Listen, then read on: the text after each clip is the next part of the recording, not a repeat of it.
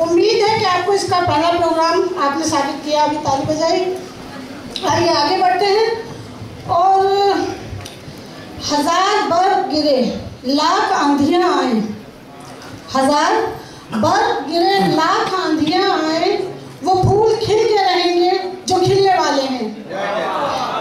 साहिर ने कभी ये शेर अपनी मामूजात बहन सुरूर शफी की ऑटोग्राफ बुक में लिखा था, जो खुद उनकी पूरी जिंदगी की तस्वीर है।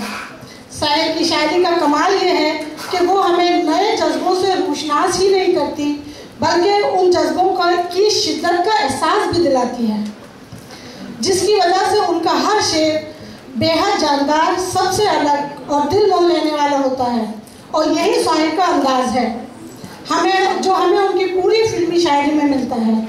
फिर चाहे वो मोहब्बत भरे गीत हो जैसे हम इंतज़ार करेंगे तेरा क़यामत तक, या अक़ीदत भरे भजन हो रोम रोम में बसने वाले राम, जगत के स्वामी ए अंतर्यामी मैं तुझसे क्या मांगूं, या फिर क्लासिकल भक्ति गीत जैसा कि सलीना से मैं आपको सुनाया था शुरू में, लागा चुनरी में दाग, या फिर कव्वालियाँ।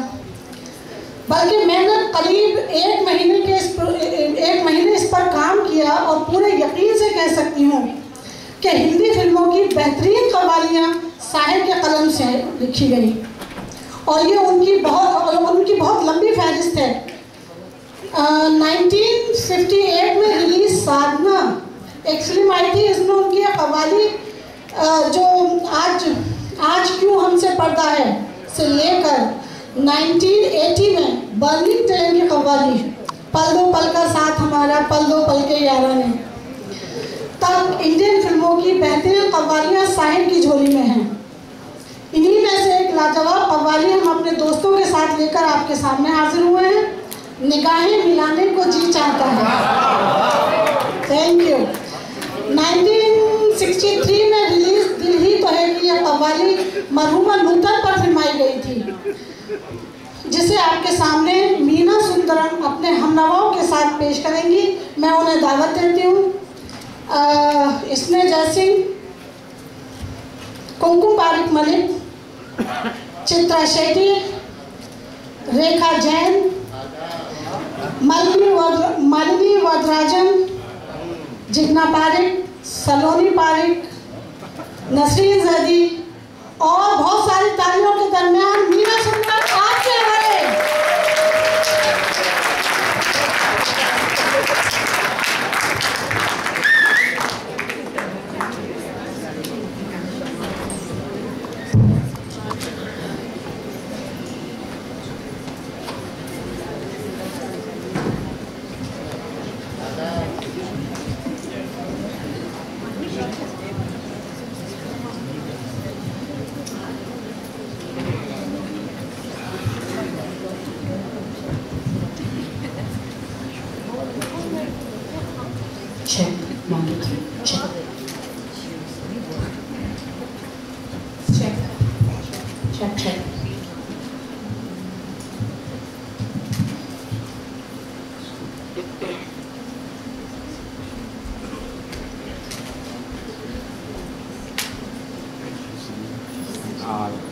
Disturbing. You can sit down. Yeah, but I'll be standing on your face.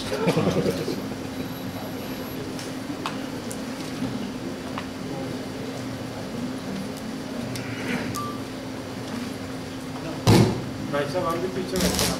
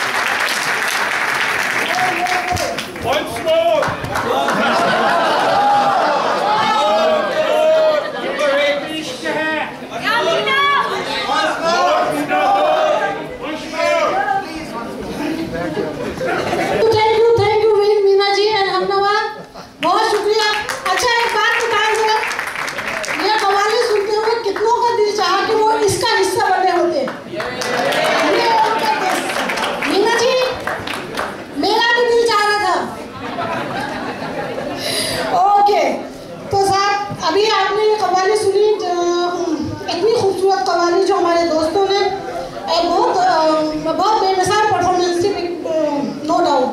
और मुझे यकीन है, बल्कि मैं देख रही थी कि आप सब झूम रहे थे अल्हम्दुलिल्लाह। इससे पहले आपने एक इसी फिल्म का दिल ही तो है कि गाना सुना था, लागा चुनरी में दाग सरीना से, और इसी फिल्म की ये कव्वाली भी सुनी अभी, निकाहे मिलाने को जी चाहता है। इस फिल्म में एक फीमेल सोलो है जो बहुत मशहूर है, कोई बता सकता है में से कौन है वो? राज कपूर सोलो फीमेल नहीं है भाई। ओके विनीता, आप नहीं मतलब गाना किसने गाया था? जो गाना कौन सा है, गाने का बोल? ओके विनीता जी, नहीं मैं आपके पास नहीं आ सकती, आप इधर आ जाइए। हाँ जी, आप बताइए कौन सा गाना है, गाने के बोल बताएंगे आप हमें? यूं ही दिल ने चाहा था रोना रुलाना, तेरी याद तो बन गई एक बहाना। यूं ही दिल ने चाहा था रोना रुलाना, तेरी याद तो गई एक बहाना। बहुत शुक्रिया, बहुत शुक्रिया। हमारी तरफ से इनके लिए, विनीता जी के लिए। आपकी हाजिर दिमागी क्या नॉलेज है? अरे साहब जवाब कितने दिनों के बाद ये गाने जी। जैसे कि मैंने शुरू में कहा था कि हम थोड़ी देर में गानों के बीच में कुछ बात साहिर की बहुत ज़ाती ज़िंदगी पर करेंगे। तो मैं एक छोटी से साहिर के लिए असल में कहा ही जाता है कि उन्होंने बेशुमार मोहब्बतें की। तो आइए देखते हैं कितनी मोहब्बतें की।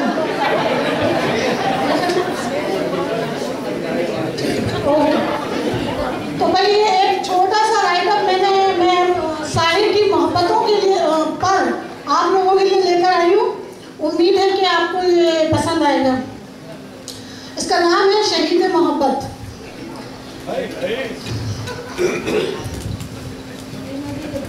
बड़ा मुश्किल है। कहते हैं कि हर कामयाब आदमी के पीछे एक औरत खड़ी होती है। साहिर के पीछे तो औरतों का कारवां है, मगर हैरत उस वक्त होती है कि इतने बड़े ख़वातीन के हुजूम में कोई ऐसी खातून न थी जिससे साहिर शादी कर पाते। उसकी वजह क्या है कि किसी को वो अपनी शरीक हयात को बना सके, और एक कामयाब मगर बैचलर ही इस दुनिया से चले गए। तो आइए इस सवाल का जवाब तलाश करते हैं हम उनके गानों के साथ साथ उनकी ज़ाती ज़िंदगी पर,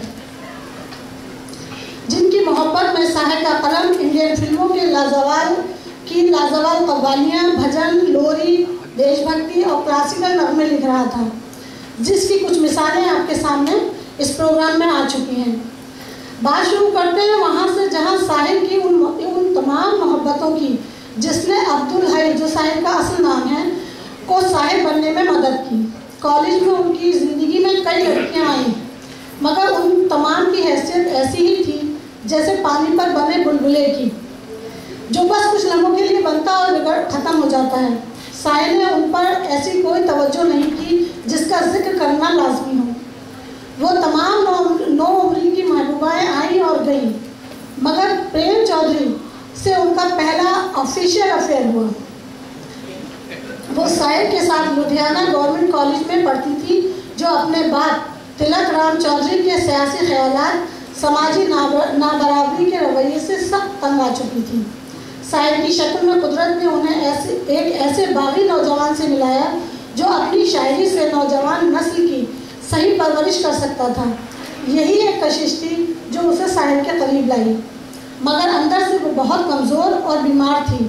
छुट्टियों की एक शाम उससे मिलने के लिए साहिर अपने एक क्लास फेलो के साथ उसके घर पहुंचते हैं, जहां उसकी अर्थी सजाई जा रही थी।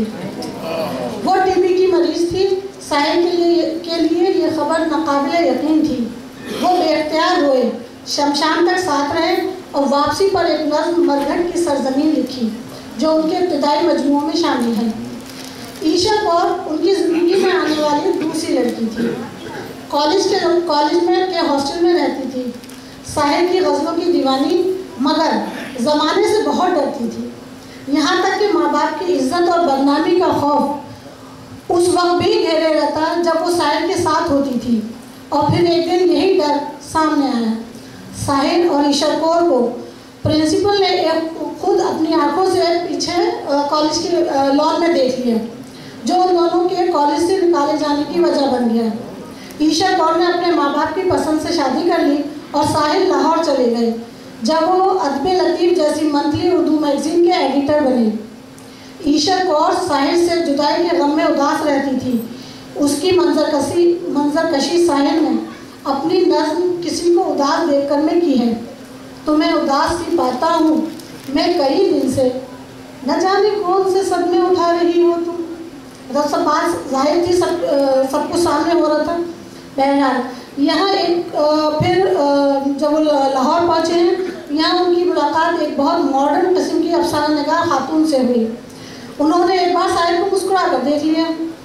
दरअसल वो चाहती क्या थी कि उनके अफसाने खुद साहिर अपनी मैगजीन में शाये करें। बस जनाब साहिर की मुस्कुराहट के घायल और होकर हफ्तों उनके घर के सामने खड़े रहे, मगर इसका दीदार नसीब न था। अल्लाह जाने उसके शोहर को इसकी खबर हो गई या वो खुद अल्लाह जाने उसके शोहर को इसकी खबर हो गई कि वो मोहतरमा खुद ही भाग खड़ी हुई। बहरहाल अहमद राही जो साहिर के करीबी दोस्त थे, उन्होंने समझाया कि मियाँ वो एक रेलवे ऑफिसर की बीवी है, तुम्हें मुस्कुरा कर देख लेना अलग बात है, और मोहब्बत दूसरी से तौबा करो और घर चलो। अमृता प्रीतम से 1944 में मुलाकात हुई। साहिर उनकी शख्सियत और शायरी से बेहद मुतासिर थे और ख़ुद अमृता प्रीतम साहिर के कलाम को पसंद करती थी। हालांकि बाद में ये मुलाकातें और बातें एक ताल्लुक़ में बदली और फिर ये साहिर की ज़िंदगी का वाहिद अफेद साबित हुआ, जिसने अपने माहौल से बगावत करके बेटे के साथ लिया और अपने शौहर का घर छोड़ दिया। 60 में उन्होंने तलाक दी और दिल्ली आ गई। लाहौर से दिल्ली तक का सफ़र खासा तवील है, मगर ये तवील अरसा उनके दिल में साहिर को पाने की शिद्दत नहीं दबा सका। याद रहे कि साहिर 1949 में दिल्ली और फिर मुंबई की खाक छान रहे थे।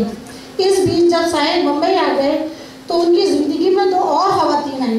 काउंटिंग करते रहेंगे, टोटल पूछूंगी आपसे।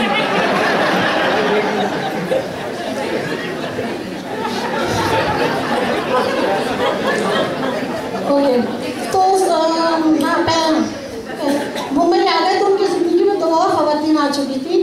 पहली मशहूर अफसाना निगार हाजरा मसरूर, जिनसे साहिर की ऑफिशियल मंगनी हुई, जिसके फ़ोटो अखबारात में शाये हुए कि साहिर भी अपनी नज़्म ताजमहल और परछाइयों की वजह से काफ़ी मशहूर हो चुके थे, मगर फिल्मों में अभी उन्हें कोई हिट नहीं मिला था। जब भी अपने दोस्तों से कहते फिरते थे कि हाजा से शादी के बाद मुझे जहेज़ में शोहरत मिलेगी बहुत सारी, क्योंकि उस वक्त हाजरा मसरूर अपने 2 अफसानवी मजमूओं के साथ अदबी दुनिया में अपनी पहचान बना चुकी थी।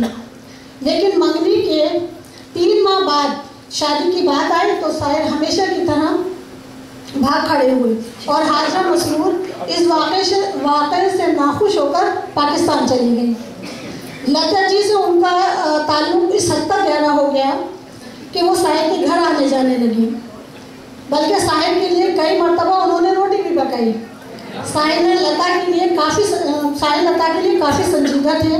उन्होंने उनके लिए एक नज़्म तेरी आवाज़ भी लिखी। यूँ अचानक तेरी आवाज़ कहीं से आई, जैसे पर्वत का जिगर चीर के झरना फूटे, यह ज़मीनों की मोहब्बत में तड़प कर नागाह आसमानों से कोई शोख सितारा टूटे। मगर ये रिश्ता भी माँ के इनकार की वजह से खत्म हो गया। जब लता के बाद साहिर टूटे तो उन्हें सुधा मल्होत्रा सामने खड़ी मिल गई। सुधा न सिर्फ शायरा और सिंगर थी, बल्कि खुश शकी भी थी। बल्कि अब तक साहिर की ज़िंदगी में जितनी ख़वातीन आई थी, उनमें सुधा जिस्मानी एतबार से भी खूबसूरत थी। यहाँ मैं ये भी बताती चलूँ कि अमृता प्रीतम भी बहुत खूबसूरत थी, मगर साहिर से कुछ बड़ी थी। चुनांचे साहिर ने लता के दुख में एक नज़्म माजूरी लिखी और सुधा के सामने सर झुका दिया। अमृता प्रीतम ने महसूस कर लिया कि साहिर की ज़िंदगी में अब वो तन्हा विराजमान नहीं हो सकती, मोहब्बतें ज़रूर पल सकती हैं और पली भी, और आखिर दम तक पली, मगर रिश्ता सुधा के साथ भी मुमकिन ना हो सका कि इस किस्से में भी माँ ही उनके आड़े आ गई।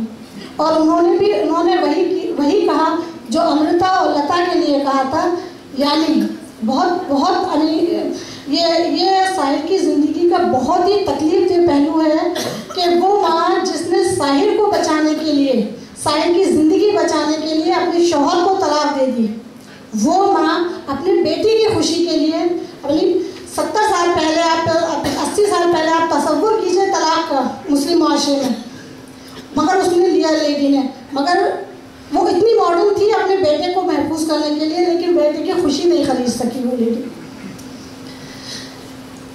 हाँ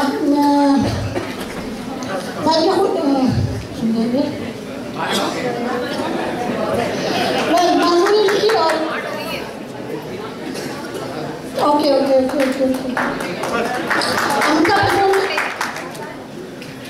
अच्छा, यानी ये कि पहले ये मुसलमान हो जाएं तभी तुम इनसे शादी कर सकते हो। और इस तरह सुधा ने दिल्ली के एक बिजनेसमैन से शादी की, घर बसाया और दिल्ली शिफ्ट हो गई।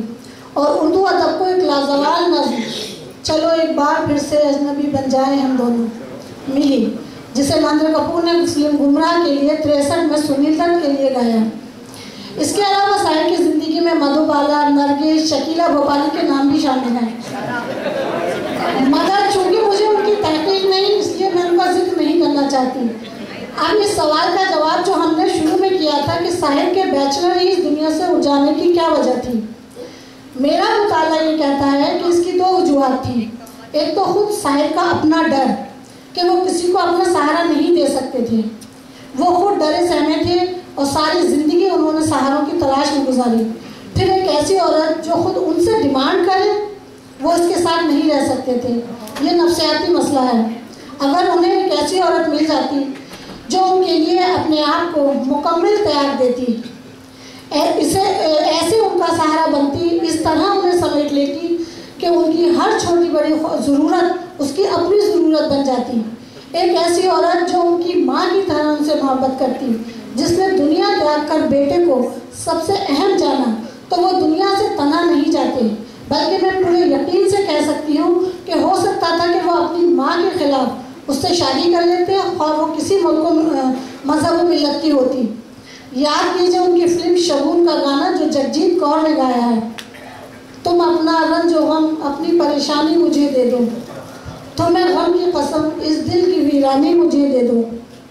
ये माना मैं किसी काबिल नहीं हूँ इन निगाहों में, बुरा क्या है अगर ये दुख ये हैरानी मुझे दे दो। मैं देखूँ तो सही दुनिया तुम्हें कैसे सताती है, कोई दिन के लिए अपनी निगहबानी मुझे दे दो। वो दिल जो मैंने मांगा था मगर गैरों ने पाया था, बड़ी शय है अगर उस दिल की पशेमानी मुझे दे दो। मैं पहले भी अर्ज़ कर चुकी हूँ कि साहिर अपने जज्बात और एहसासात लेकर फिल्मी दुनिया में आए, उन्हें बेचकर उसने अपनी ज़िंदगी की आसाइशें खरीदी। वो अंदर से बिल्कुल कल्लाश और बिल्कुल खाली था, उसके पास देने के लिए कुछ नहीं था। दुनियावी दौलत तो उसे अपनी माँ के लिए चाहिए थी, जिसने जवानी से बुढ़ापे तक का सफ़र तन्हा बेटे के सहारे गुजारा, जिसने अपने जेवर बेचकर घर का चूल्हा जलाया था। याद कीजिए त्रिशूल का गाना, तू मेरे साथ रहेगा मुन्ने ताकि तू जान सके तुझको परवान चढ़ाने के लिए कितने संगीन मराहिल से तेरी माँ गुजरी, ताकि तू देख सके कितने पाँव मेरी ममता के कलेजे पे पड़े। मैं तुझे रहम के साये में न पलने दूंगी, जिंदगानी की कड़ी धूप में जलने दूंगी, ताकि तब तक के तू फौलाद बने, माँ की औलाद बने, तू मेरे साथ रहेगा मुन्ने। और आप साहिर की ज़िंदगी पर गौर से देखें और संजीदगी से मुताला करें तो आप देखेंगे कि वो माँ का बेटा था। साहिर की ज़िंदगी में बेशुमार औरतें आई और गईं, उनके रोमांस के किस्से भी बहुत मशहूर हुए, मगर ये सारी की सारी तालीम याफ्ता इंटेलेक्चुअल ख़वातीन थी जो अपनी शनाख्त के लिए मुआशरे में जद्दोजहद कर रही थी। अगर सच पूछो तो साहिर ने अपनी ज़िंदगी में सिर्फ एक ही मोहब्बत की और एक ही नफ़रत अपने बाप से की, जिसने अपने पड़ोसी दुश्मन अब्दुल हई को गालियाँ देने के लिए अपने इकलौते बेटे अब्दुल्ला ही रखा। और दिन भर बगैर, यानी ये जिंदगी की साहिर की सबसे बड़ी ट्रेजेडी है कि दिन भर बगैर किसी वजह के वो उसे गालियां देता। लोग आकर शिकायत करते तो कहता मैं क्या उनको दे रहा हूँ, मैं तो अपने बेटे को गाली बक रहा हूँ। जिससे तंग आकर माँ ने उसका घर छोड़ दिया। तो बाप ने बेटे की कस्टडी के लिए, याद रहे कि इनके वालिद, साहिर के वालिद ने 13 शादियां की थी, मगर औलाद सिर्फ ये एक ही थी। बेटे की कस्टडी के लिए मुकदमा कर दिया। माँ बेटा इस मुकदमे में जीत गए तो झुंझलाकर इस बदनसीब बाप ने अपने ही बेटे को कत्ल करने के लिए हुंडे भेज दिए। मजलूम बेसहारा माँ को अपने बेटे की हिफाजत के लिए अपनी जमा पूंजी बेचकर गार्ड रखने पड़े। इन हालात से गुजरकर साहिर एक सहमा हुआ और खौफजदा इंसान बना। कभी हवाई जहाज में सफ़र नहीं किया, उसे खौफ था कि मैं इसमें बैठूंगा तो ये गिर जाएगा। हमेशा एक कार के पीछे दूसरी कार चलती थी ताकि अगर ये ख़राब हो जाए तो दूसरी में सफ़र जारी रखा जा सके। बाप की ज़्यादतियों ने उसे इस कदर डरपोक बना दिया था कि वो आखिर दम तक इससे नहीं निकल सका। और मोहब्बत साहिर ने सिर्फ अपनी माँ से की, वो मोहब्बत जिसकी मिसाल शायद ही ज़माना दे सके। इसके अलावा जो मोहब्बतें साहिर की ज़िंदगी में आई वो उन कमियों को पूरा करने के लिए थी जो बाप की ज़्यादतियों की वजह से उसके दिल में पैदा हुई थी। साहिर सारी ज़िंदगी इन दुनियावी मोहब्बतों से उन ज़ख्मों पर मरहम रखता रहा जो उसके बाप ने उन माँ बेटा को दिए थे। हाँ, अलबत्ता माँ से मोहब्बत की इंतहा ये थी कि वो हर मोहब्बत के नाकाम होने के बाद रोता लगता और फिर खड़ा हो जाता। एक नई मोहब्बत फिर इसका सहारा बन जाती। मगर 76 में माँ के इंतकाल के बाद वो फिर खड़ा नहीं हो सका, बैठता ही चला गया। यहाँ तक कि उसने माँ के बाद ना कोई मोहब्बत की और ना ही शराब को हाथ लगाया। दोस्तों से मिलना जुलना भी कम कर दिया। हर वक्त घर में रहता और बौलाया फिरता। बिल आखिर 25 अक्टूबर 1980 की रात एक मैसिव हार्ट अटैक के बाद अपनी माँ के पास आलम हकीकी में चला गया। उसने कहा था, कहीं करार न हो और कहीं खुशी न मिले, हमारे बाद किसी को ये ज़िंदगी न मिले। सया नसीब कोई उनसे बढ़कर क्या होगा जो अपना घर भी जला दे तो रोशनी न मिले। ये बेबसी किसी बद्दुआ से कम तो नहीं, ये बेबसी किसी बद्दुआ से कम तो नहीं कि खुल के जी न सके और मौत भी न मिले। हमारे बाद किसी को ये ज़िंदगी न मिले, हमारे बाद किसी को ये ज़िंदगी न मिले। तो ये है साहिर की ज़िंदगी का एक रुख। आप करने मुझे इजाज़त दें।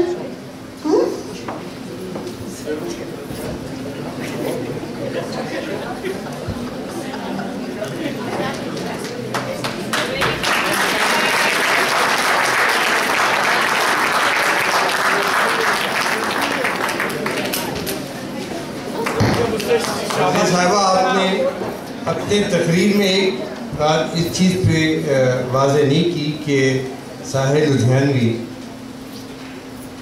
किस उम्र तक निगाहें मिलाते रहे। इससे तो जाहिर ही होता है कि तकरीबन उनकी ज़िंदगी 80 साल की थी, तो क्या पूरे 60 साल तक आखिरी वक्त तक वो निगाहें मिला रहे थे, निगाहें मिलाने को जी चाहते थे। नहीं, मुझे हैरत इस बात पे कि मैं भी उस उम्र के उस हिस्से में पहुंच चुका हूं और मुझे ये लगता है कि रात के ढेर में शोला है ना चिंगारी है। तो मुझे तो साहिर के ये कहानियाँ सुन के हैरत हुई है और यकीन कीजिए कि मुझे ये पहली दफ़ा पता चला।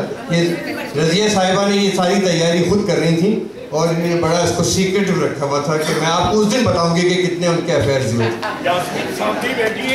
हाँ जी, वो बैठी हैं, उनको तो मेरे अंदरूनी हालात का भी पता नहीं।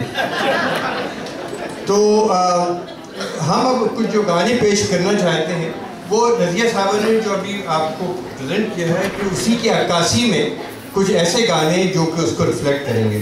उन्होंने सुधा मल्होत्रा का जिक्र किया, तो उसकी एक आप बहुत ही इंटरेस्टिंग स्टोरी है। मेरा अपना ख्याल है कि ना इससे पहले इस तरह की स्टोरी थी और ना आइंदा हो सकती है, इसकी चांसेस बहुत कम है। तो आप सोचिए कि मुंबई में साहिर हैं और सुधा मल्होत्रा के साथ ज़ोरदार अफेयर चल रहा है।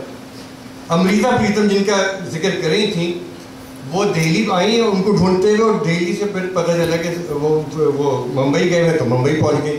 वहाँ पहुंच गई तो वो जो चिंगारी जो थी वो शोला बनने लगी। साहिर को पता चला। अब सुधा मल्होत्रा उस ज़माने में साहिर साहब उनको प्रमोट कर रहे थे कि भाई लता मंगेशकर और आशा भोसले के साथ मैं इनको भी ज़रा कुछ फिट करूँ, मगर वो दाल नहीं कर रही थी। कुछ बेचारे कोशिश किए जा रहे थे। एक फिल्म बन रही थी उस ज़माने में, दीदी, ये बात है 1959 की। तो सुधा मल्होत्रा जो थी वो बड़ी खौफजदा थी कि अमृता प्रीतम भी मेरे शहर में आ गई है, और अभी तक मैंने जो कुछ बात की वो ऐसा नहीं हो कि सब खत्म हो जाए, क्योंकि साहिर उन्हीं को अटेंशन दिए जा रहे हैं। बहरहाल, तो इस गाने रिकॉर्ड हो रहे थे। इसके म्यूजिक डायरेक्टर थे N Dutta.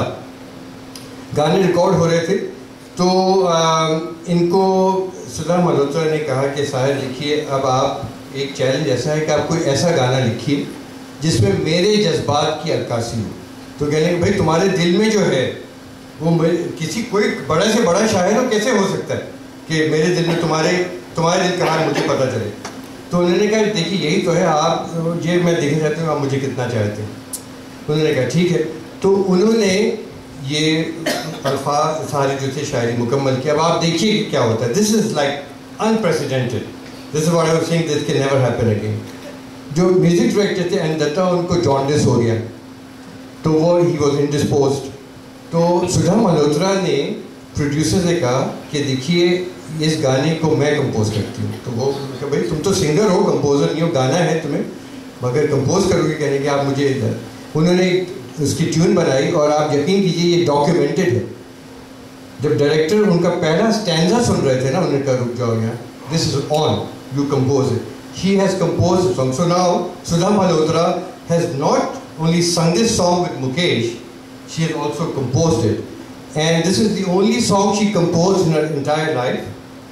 And this turned out to be the most popular song of the whole film. The film is Didi. The year is 1959, and today this song will be presented by Meena and Mohan. And आप इस गाने को, इस background की story जो अभी पता चली है उसकी अक्कासी में उसको मद्देनजर रखते हुए आप ये गाना सुनिएगा तो आपको ज़्यादा लुत्फ आएगा। तुम मुझे भूल भी जाओ तो ये है तुमको, मेरी बात और है, मैंने तो मोहब्बत की।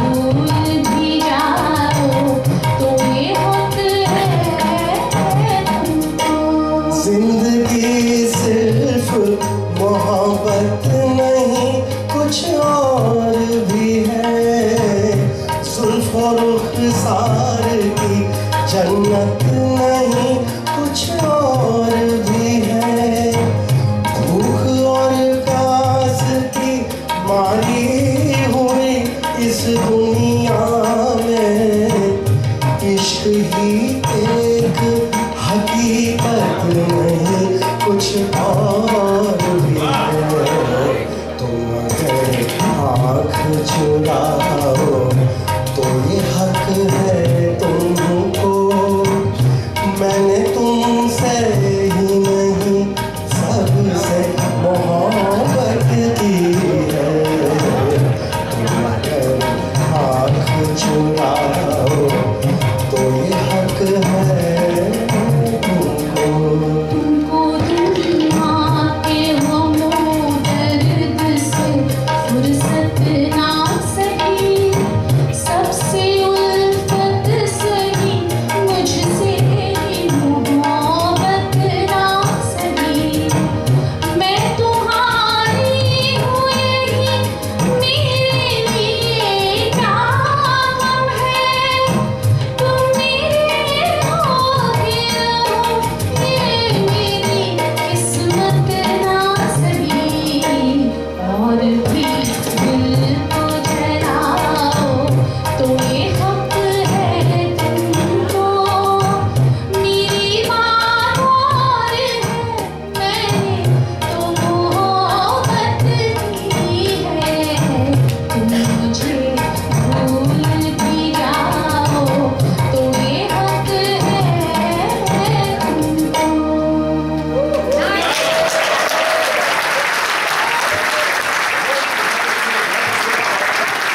मीना, तो देखिए इसमें काबिल गौर चीज़ ये है कि फिल्म चल रही है, उसकी स्टोरी अलग है, और साहिर और सुरा मल्होत्रा की जिंदगी में पैरेलल वो भी चल रहा है और दोनों कन्वर्ज हो गए।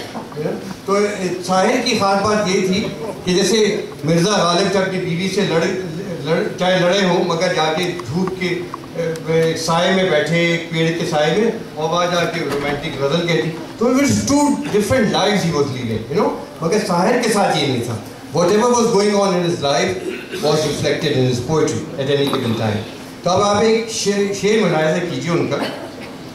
तुम दूर हो तो मौत भी आए ना हमको रास। तुम दूर हो तो मौत भी आए ना हमको रास। तुम पास हो तो जान भी दे दें खुशी से हम।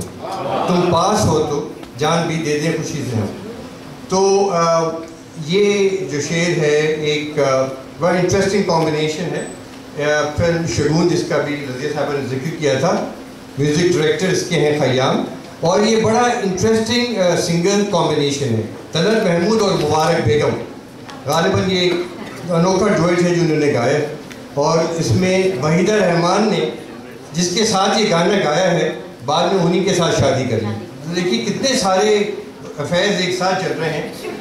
Confuse as to what's going on. Meena और सलमान दोनों ने इस गाने की कैफियत बरकरार रखने की बहुत बहुत अच्छी कोशिश की है, और आप ज़रूर आपको उसको पसंद आएगा। कुछ अजनबी से आप हैं, कुछ अजनबी से। वाह वाह, क्या बात।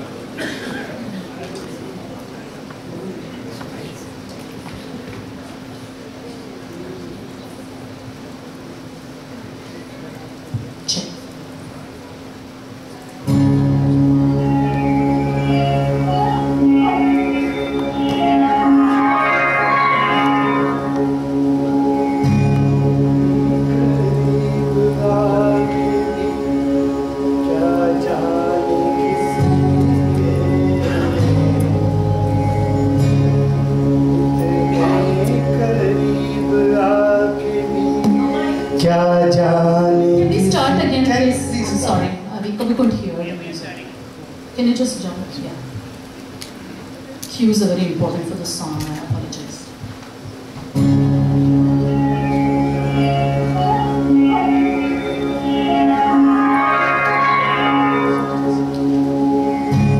इतने करीब आके भी क्या जाने किस लिए, इतने करीब आके भी क्या जाने किस लिए। कुछ अजनबी से आप, कुछ अजनबी से हम, कुछ अजनबी से आप हैं। वो एक बात जो थी फकत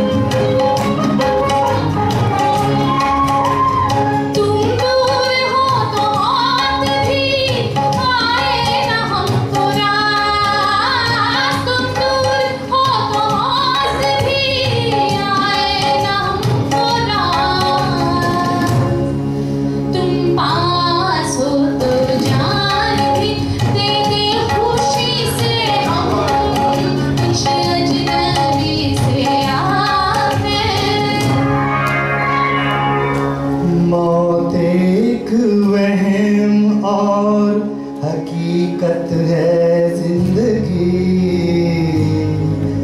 एक दूसरे को मांगेंगे इस जिंदगी से हम, एक दूसरे को मांगेंगे इस जिंदगी से हम, एक दूसरे को मांगेंगे।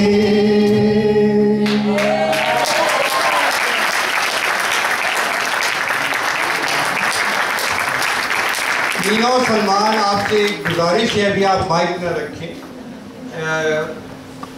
अभी न जाए छोड़ कर के दिल अभी भरा नहीं। तो आप चूँकि स्टेज पे आए हुए हैं तो जाते जाते एक और सुनाइए, वो मास्टरपीस सुनाए दें जो किसी तारुफ का मोहताज नहीं है, जहाँ साहिल की शायरी और देव आनंद की एक्टिंग ने एक नई बुलंदी छुई। अभी न जाओ छोड़ कर के दिल अभी भरा नहीं।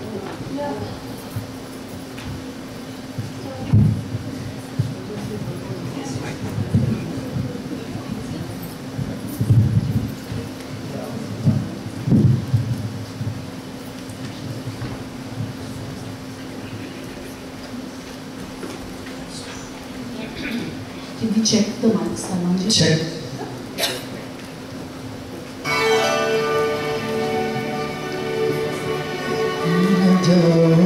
छोड़ कर कि दिल अभी भरा नहीं, भी ना जाओ छोड़ कर कि दिल अभी भरा नहीं।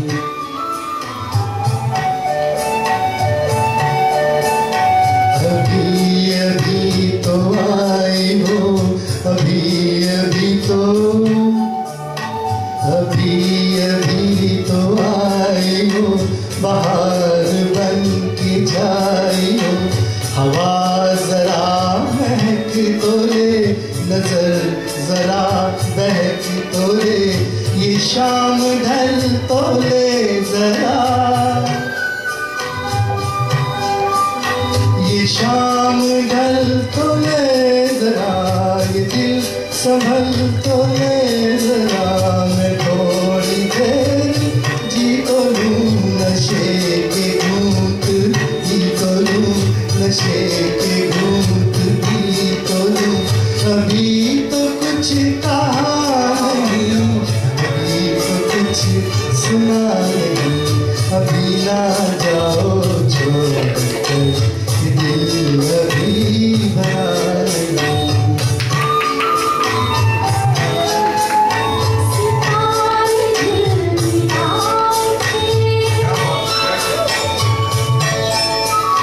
सितारे दिल मिला उठ के चला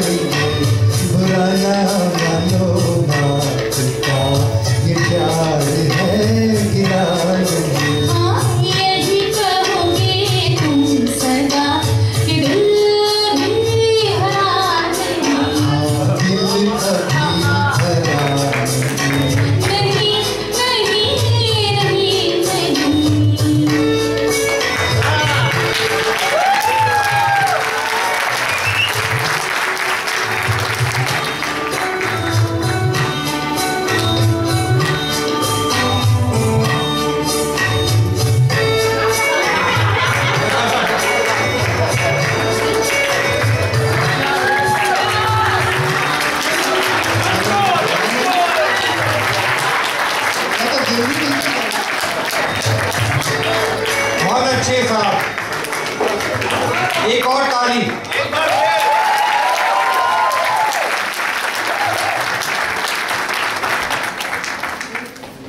एक गज़ल साहिर ने लिखी थी बहुत काफ़ी अपनी जवानी में। उनकी पहली किताब तलखियाँ तो गुरुदत्त ने प्यासा में ली, जो कि रफ़ी की आवाज़ में एक मशायरे में सुनाई गई। उसी गज़ल को फिर फिल्म लाइट हाउस में लिया गया, जो कि आशा भोसले की आवाज़ में रिकॉर्ड किया गया। हम ये दोनों रूप आपकी खिदमत में पेश कर रहे हैं। शंकर और बीना की दिलकश आवाज़ें, अंदाज अपना अपना। पहले शंकर।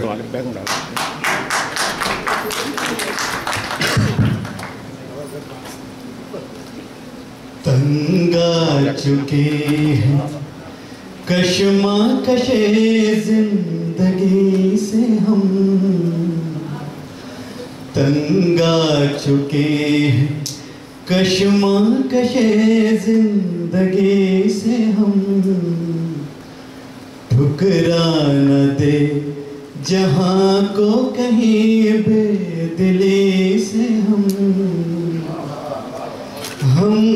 ज़दा हैं, लाए कहाँ से खुशी के गीत, कहाँ से खुशी के गीत। देंगे वही जो पाएंगे इस जिंदगी।